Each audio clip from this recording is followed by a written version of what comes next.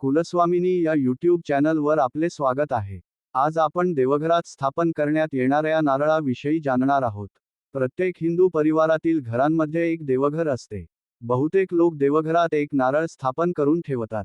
कधीकधी नारळ स्थापन करून महिने उलटल्यावर सुद्धा नारळाला कोंब येत नाही किंवा नारळ खराब होतो. आज जाणून घेऊया की देवघरातील नारळ खराब होत असेल तर काय करावे. देवघरात पूजेला ठेवलेला नारळ पौर्णिमा ते अमावस्या, पौर्णिमा ते पौर्णिमा किंवा वर्षभर ही कलशावर पूजायला ठेवतात.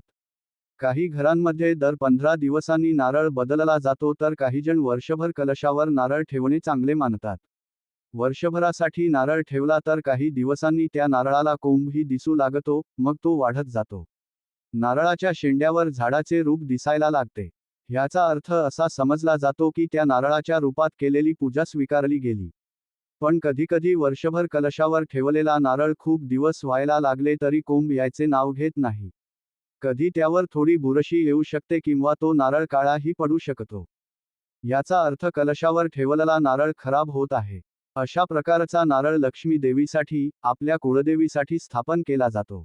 अशा प्रकारचे काही देवपूजेच्या बाबतीत घडत असेल आणि कोणाला ह्याबद्दल सांगितले तर ती व्यक्ती तुमच्या घरात देवांची अडचण आहे, अमुक तमुक आहे, बंधन आहे असे बोलून काही न काही करायला सांगणार.